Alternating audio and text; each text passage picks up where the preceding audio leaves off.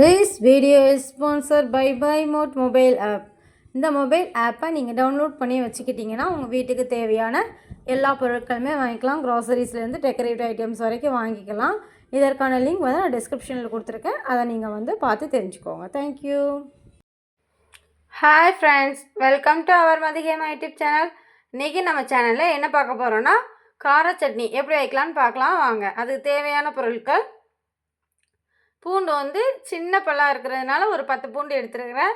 இதுவே பெருசாக இருந்துச்சுன்னா உங்களுக்கு 5 போதும். அதுக்கு ஏற்றப்ப வரமிளகாய் எடுத்து வச்சுருக்கிறேன். வரமிளகாய் வந்து 2, 4, 6, 8 வரமிளகாய் எடுத்து வச்சுருக்கிறேன். கொஞ்சோல ஒரு துண்டு புளி மட்டும் இத்தினோண்டு எடுத்து வச்சுருக்கிறேன். அதுக்கப்புறம் கொஞ்சோல கருவேப்பிலை, அவ்வளோதான். இதை அப்படியே வந்து அரைச்சி நம்ம வந்து செஞ்சிடலாம். எப்படி செய்யலாம் பார்க்கலாம் வாங்க. இப்போ வந்து பூண்டு வந்து நம்ம வந்து ஃபுல்லாலாம் தொளி உரிக்க வேண்டாம். இந்த மாதிரி உதுத்து வச்சுக்கிட்டாலே போதும். தொளியோடு தான் இந்த சட்னிக்கு செய்ய போகிறோம். தொளி கண்டிப்பாக இருக்கணும். அதுக்கப்புறம் இதில் வந்து நம்ம எடுத்து வச்சுருந்தா கருவேப்பிலையை சேர்த்துக்கலாம். சேர்த்தாச்சு. அடுத்து நம்ம எடுத்து வச்சுருந்தா வத்தல், அதுக்கப்புறம் புளி, அவ்வளோத்தையும் ஒன்றாவே எடுத்து சேர்த்துடலாம். இந்த இருக்கு பார்த்தீங்களா, புளி இந்த சைஸ் தான் இருக்கணும். இவ்வளோத்தையும் சேர்த்துட்டு இப்போ நம்ம முதல்ல அரைச்சிக்குவோம். ஃபஸ்ட்டு குறைன்னு அரைச்சிட்டு அதுக்கப்புறம் தண்ணி ஊற்றி அரைக்கலாம். எப்படி அரைக்கலான்னு பார்க்கலாம் வாங்க. இந்த அளவுக்கு குறைன்னு அரைச்சிக்கலாம். இதுக்கப்புறம் தண்ணி ஊற்றி நல்லா அரைச்சிடலாம். அவங்க இந்த மாதிரி வச்சுட்டு இதில் வந்து நம்ம தண்ணி ஊற்ற போகிறோம்.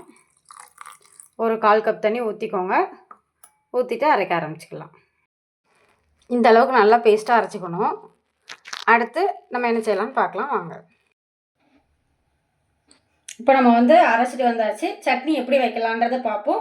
முதல்ல அடுப்பில் ஒரு பாத்திரத்தை வச்சுக்கோங்க. அது நல்லா சூடு ஏறட்டும். சூடு ஏறினதுக்கு அப்புறமேல்ட்டு எண்ணெய் ஊற்றிக்கோங்க. நல்லெண்ணெய் தான் ஊற்றணும். கார சட்னிக்கு எப்போவுமே நல்லெண்ணெய் ஊற்றி செய்வோம் வாங்க. நல்லெண்ணெய் வந்து கொஞ்சம் தாராளமாக விட்டுக்கோங்க. ஏன்னா வந்து சட்னி காரமாக இருக்கிறதுனால காரம் தாங்காதவங்களுக்கு வந்து நல்லெண்ணெய் ஊற்றினோம்னா அந்த காரம் வந்து கொஞ்சம் குறையும்.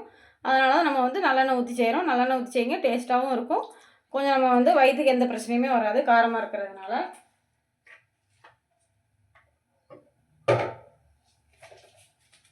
எண்ணெய் சுட்டதுக்கப்புறம் நம்ம வந்து இப்போ கடுகு போட்டுக்கலாம். கடுகு பொரியட்டும். கடுகு பொரிஞ்சதுக்கப்புறம் கருவேப்பிலை போடுவோம்.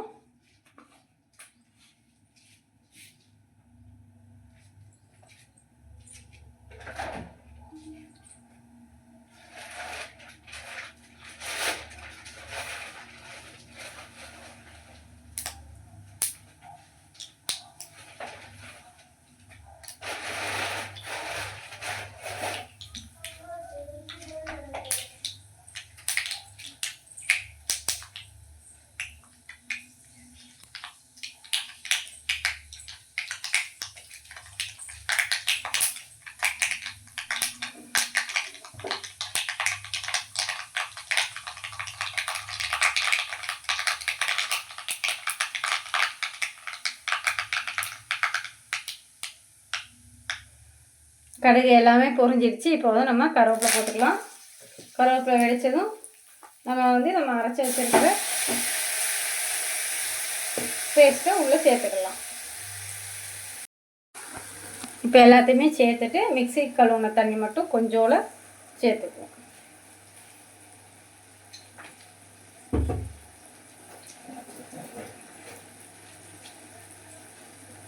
சேர்த்துட்டு நம்ம வந்து கொஞ்சம் கிண்டி விட்டுருவோம்.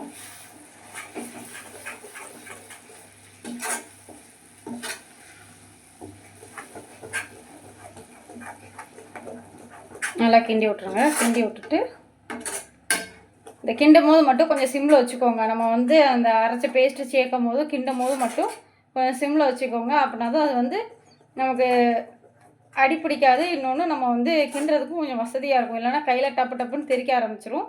அதனால் கொஞ்சம் நேரம் மூடி வச்சுருவோம். அதுக்கு அடுத்து உப்பு போட்டுக்குவோம். முதல்ல உப்பு போட்டுட்டு மூடி வச்சுருவோம்.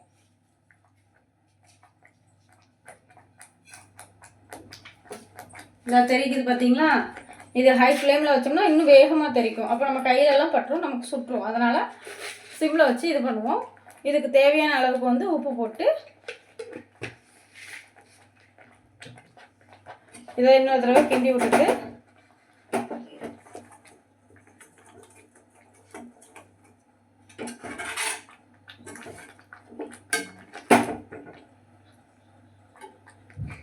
கிண்டி விட்டதுக்கப்புறம் நல்லா தெறிக்குதா, இந்த மாதிரி தெறிக்கிற நேரத்தில் வந்து நல்லா ஒரு மூடியை வச்சு மூடி வச்சுருங்க. மூடினதுக்கப்புறம் ஒரு 10 நிமிஷம் வெயிட் பண்ணோம் அப்படின்னா எண்ணெய் பிரிஞ்சு வரும். எண்ணெய் பிரிஞ்சு வந்தோடனே சட்னி ரெடி ஆயிரும். அவ்வளோதான், வெயிட் பண்ணுவோம்.